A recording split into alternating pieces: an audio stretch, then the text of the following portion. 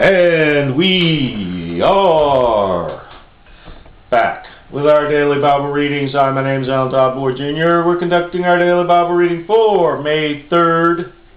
Our morning reading will be 1 Kings chapters 14 and 15.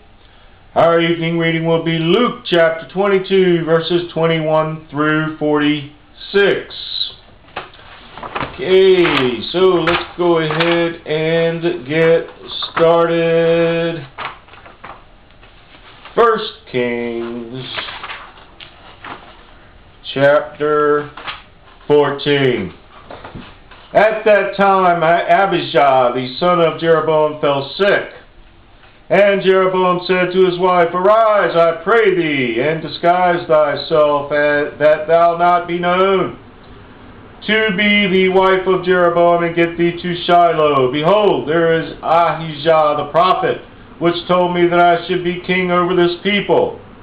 And take with thee 10 loaves, and cracknels, and a cruse of honey, and go to him.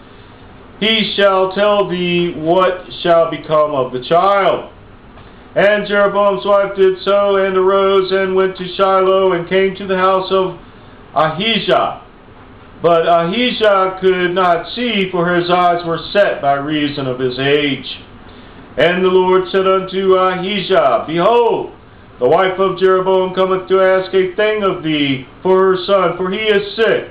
Thus and thus shalt thou say unto her, for it shall be, when he cometh in, that she shall feign herself to be another woman. And it was so, when Ahijah heard the sound of her feet as she came in at the door, that he said, Come in, thou wife of Jeroboam. Why feignest thou thyself to be another? For I am sent to thee with heavy tidings. Go, tell Jeroboam, thus saith the Lord God of Israel, Forasmuch as I exalted thee from among the people, and made thee prince over my people Israel, and rent the kingdom away from the house of David, and gave it thee, and yet thou hast not been as my servant David, who kept my commandments, and who followed me with all his heart, to do that only which was right in mine eyes, but hast done evil above all that were before thee. For thou hast gone and made thee other gods and molten images, to provoke me to anger, and hast cast me behind thy back. Therefore, behold, I will bring evil upon the house of Jeroboam, and will cut off from Jeroboam him that pisseth against the wall, and him that is shut up and left in Israel, and will take away the remnant of the house of Jeroboam, as a man taketh away dung, till it be all gone. Him that dieth of Jeroboam in the city shall dogs eat, and him that dieth in the field shall the fowls of the air eat, for the Lord hath spoken it. Arise thou therefore, get thee to thine own house, and when thy feet enter into the city, the child shall die. And all Israel shall mourn for him, and bury him, for he only of Jeroboam shall come to the grave, because in him there is found some good thing toward the Lord God of Israel in the house of Jeroboam. Moreover, the Lord shall raise him up a king over Israel, who shall cut off the house of Jeroboam that day. But what? Even now. For the Lord shall smite Israel, as a reed is shaken in the water, and he shall root up Israel out of this good land which he gave to their fathers, and shall scatter them beyond the river, because they have made their groves, provoking the Lord to anger. And he shall give Israel up because of the sins of Jeroboam, who did sin, and who made Israel sin. And Jeroboam's wife arose and departed, and came to Tirzah. And when she came to the threshold of the door, the child died. And they buried him, and all Israel mourned for him, according to the word of the Lord, which he spake by the hand of his servant Ahijah the prophet. And the rest of the acts of Jeroboam, how he warred and how he reigned, behold, they are written in the book of Chronicles of the kings of Israel. And the days which Jeroboam reigned were 22 years, and he slept with his father, and Nadab his son reigned in his stead.